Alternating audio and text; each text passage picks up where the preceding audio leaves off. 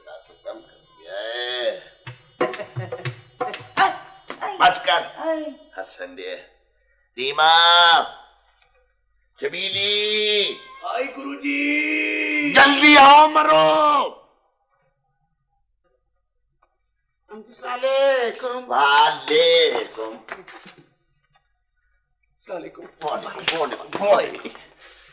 बच्चियों, मैंने तुम्हें कहा था कि आजकल एहतियात किया करो, जमाना बड़ा खराब आ गया है।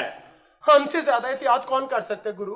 मैंने कहा था कि शाम होते ही घर आ जाया करो। आज देर क्यों हुई? क्यों हुई? क्यों हुई? पर अम्मी जी ज्यादा फंक्शन तो शाम को होते हैं, हम क्या करें? आप हमारी फिक्र ना किया करें गुरुजी, हमें अपनी हिफाजत करनी आती है। हमसे कुछ दस्तराजी करके तो देखे। हाँ ठीक है। ऊपर क्या छुपा के आई? मैं भी देख के आती हूँ। अभी आती हूँ।